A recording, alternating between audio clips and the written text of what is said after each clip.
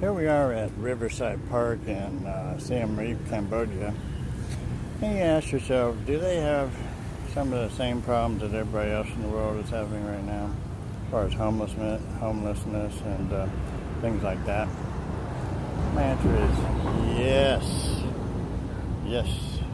I just found the park where they all seem to want to sleep. So, yeah, it's a problem worldwide.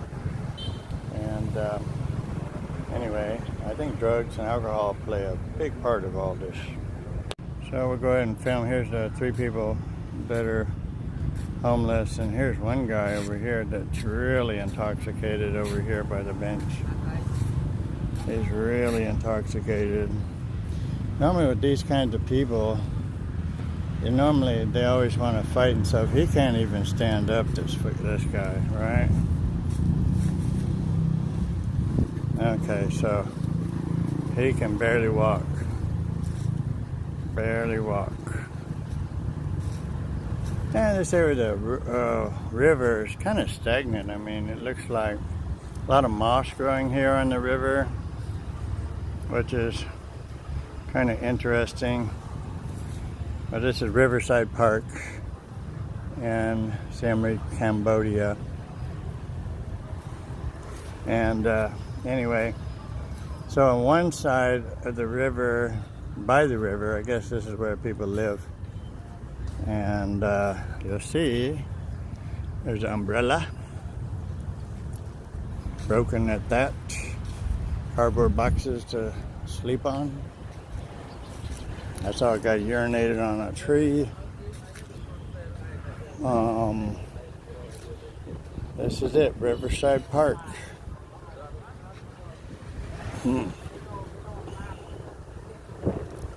Kings Road, Angkor. Pretty interesting place. Since there's no restrooms around here, everybody urinates on the trees. I guess they're watering nature, I suppose. I don't know what else to say about it. Very interesting. So, better than going out in public, I guess.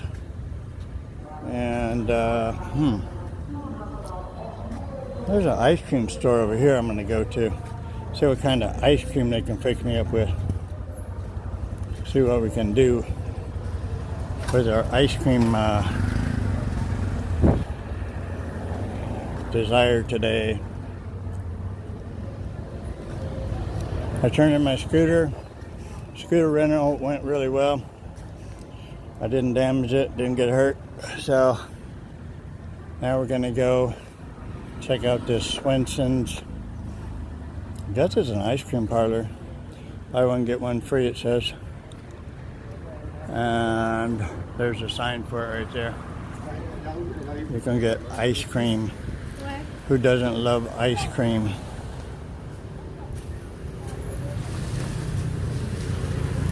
Let's go in and see what's inside. It looks like a little kind of mall kind of place. Swenson's. Swenson's. Name sounds familiar. Oh, look at her. Hi. Hi. Let's see. Swenson's. I guess this is a sit-down restaurant. And I would like something like that. Or something like that. Look how big that is. I don't think I can eat that. Oh, let's see. Hi. She got a mini skirt on. Oh my God. Oops, excuse me. Stop this. I did want to touch on one more thing about hiring rickshaws and tuk-tuks in Siem Reap. And it's this. Get the Grab app and get the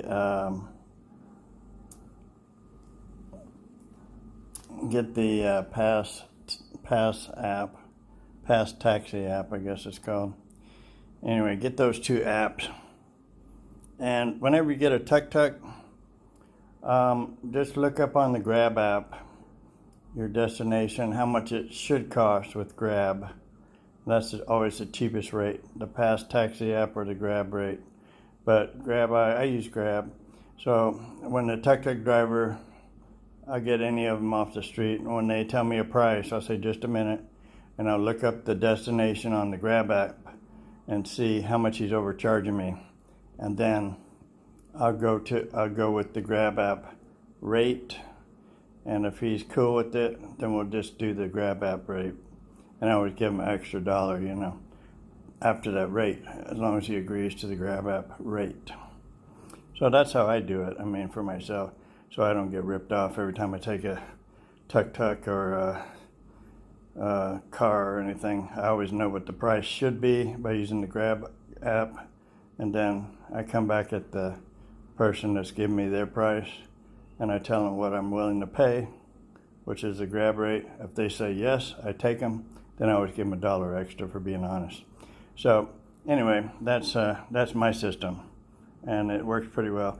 I came back, and my room been clean, and this is the last day for me in Siem Reap. I'm flying out tomorrow, but I came back, and there's a big mosquito in my room, just humongous. So I immediately killed it. Don't take any chances with these mosquitoes. I mean, you get bit by just one time by one of these big ones, or even a small one, and you could get malaria. And it's no joke. You could have it for months. I've had it before in India. It's no fun. I had to get emergency airlifted out of the country to Hong Kong. So I've been through the malaria thing before, and so I know today I don't play with it, not at all. And I go to my room. They make in the supermarkets, the modern supermarkets here, they've got these things you plug into the wall, and they burn this kind of citronella kind of stuff, and it fills the room with that smell, and it kills all the mosquitoes. They drop right out of the sky. So the best thing to do is buy yourself one of those. They're about $5, and they last for a month. And just plug it in and fumigate your whole room. They also have a can of mosquito stuff that clears the whole room, which is interesting because you got a little small can. You go into the room when you first go into it, spray one spray up in the middle of the room, and it creates like a big cloud in the middle of the ceiling, and all the mosquitoes drop from that. And then you do it in every room, one spray per every room. And have the mosquitoes will be dropping right from the air. Doesn't matter where they're hiding, they'll still drop. And so they've got some good systems here to deal with mosquitoes. Matter of fact, I think the systems here are on par with the Indian systems from India. Also, since you sweat a lot, you can see how much I'm sweating now. I've only been out for like, what time is it? 3 hours probably? Yeah, I've been out for 4 hours. Outside for 4 hours. I left about noon here. It's about 4 p.m. now. So you can see how much you sweat. And if you put mosquito spray on, I mean, it's going to sweat right off of you after about 2 hours, 2.5 hours.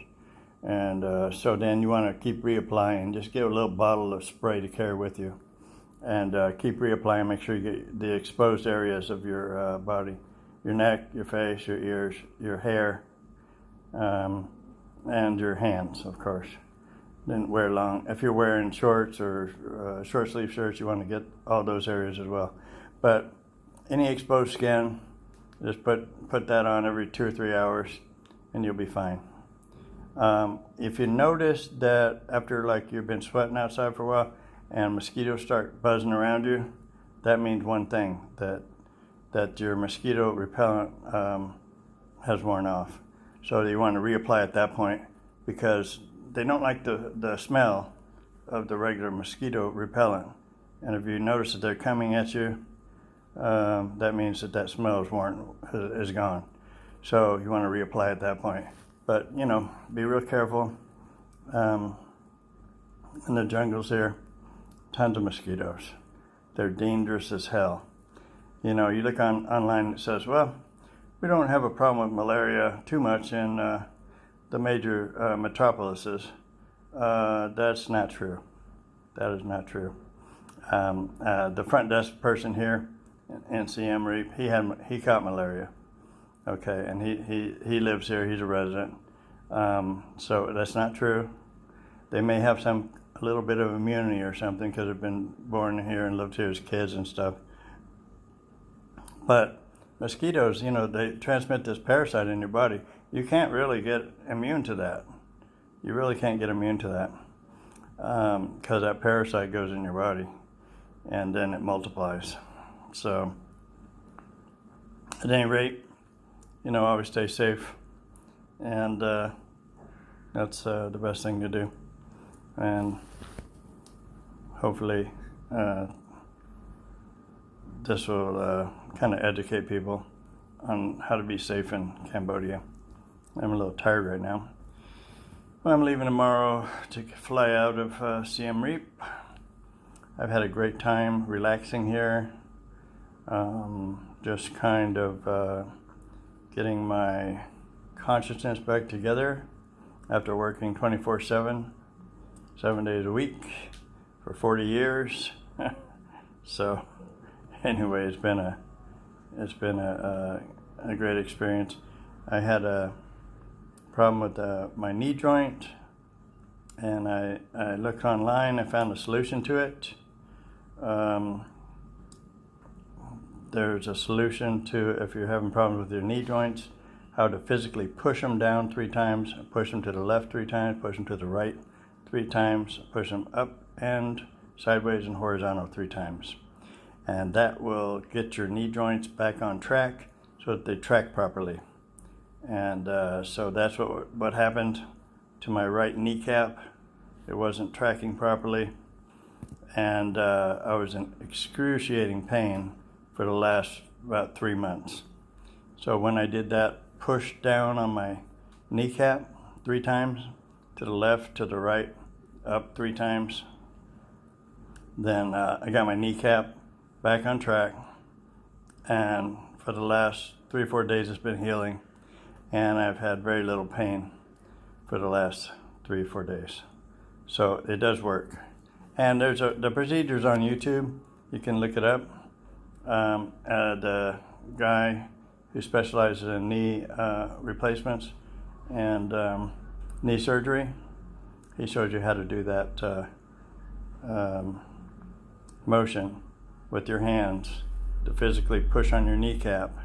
And it hurts like hell when you do it. I don't think it doesn't. But you physically push down to the right, to the left, sideways, up, down. You just get that kneecap, to move in the directions it's not moving anymore. And that will take the pain away. And so that's what I've done. And wow, it really worked. So I'm happy about that. So now I'm getting back to where I was physically. My main thing was on my old job, it was ergonomically, and my seat, what I sat in, was ergonomically not positioned correctly. The mechanics broke the seats on all the motor vehicles that we rode and drove, should I say.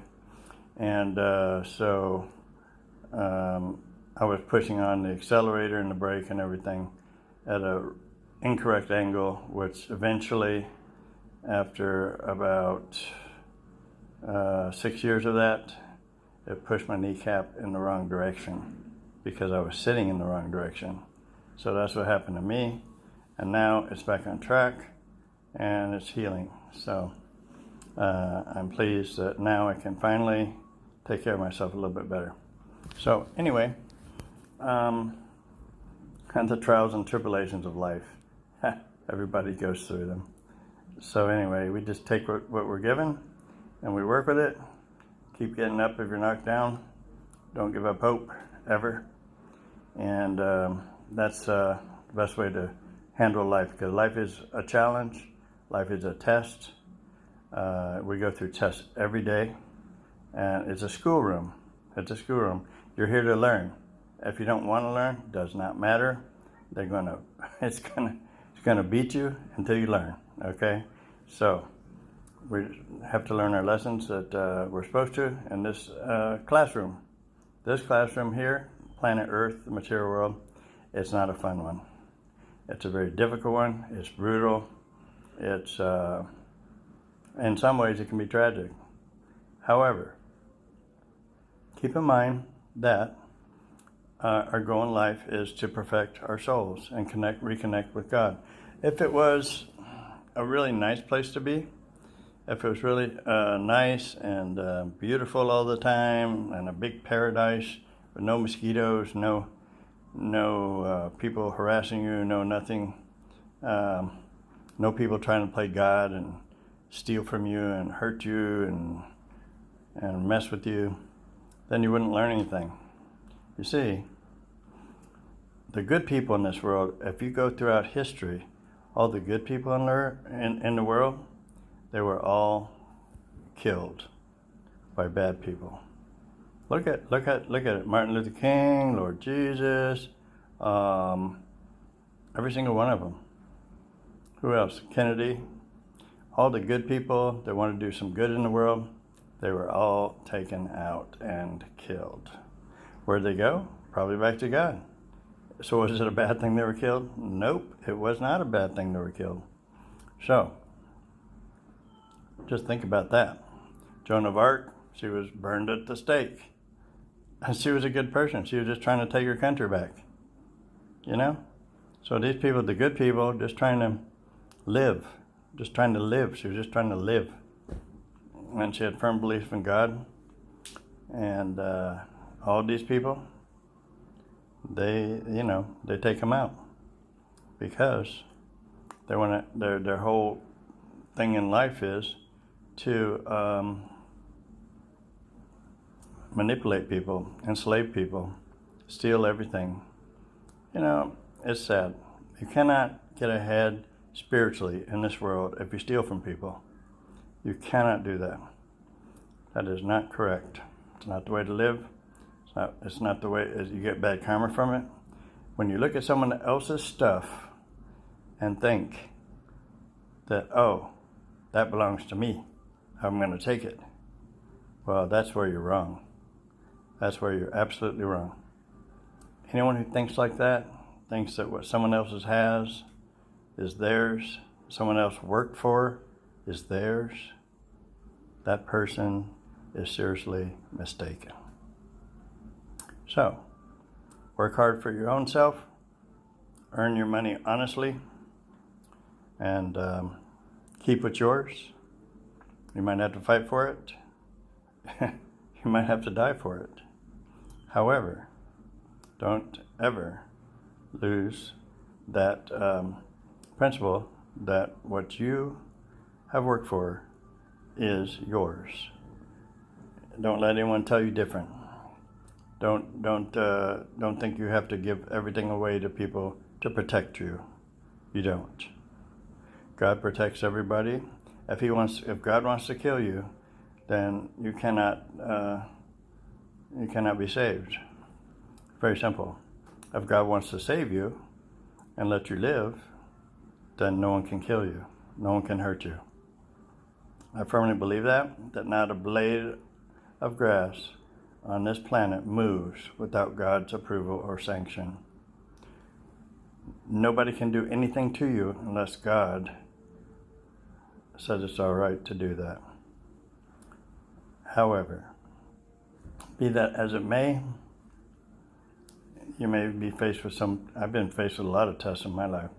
I've been knocked down hundreds of times. Hundreds upon hundreds upon hundreds. The second I get up and I feel like everything's good and that I feel like self-confident, someone comes and beats my ass. So, do I care? I try and stop them, of course. Of course I do. But if they're going to do it, they're going to do it. I just walk away from it. You really cannot, in today's world, protect yourself from demons. God has to protect you. God and his angels and the good people of the world have to protect you from evil people trying to hurt you and steal from you. Anyway, I pray a lot, and I'll continue to do that. and I wish everybody well. Just trying to tell everybody how to do some things in foreign countries. I'm loving it so far. I love Cambodia. I love the people. It's a great place to be, and very happy here. The people are very peaceful, Buddhist, loving people for the most part. I've met a few that aren't, but hey, you know, I met about 1 billion of them in my country. So this country is paradise compared to the savageness and animosity and the cruelty that I've experienced and seen in America.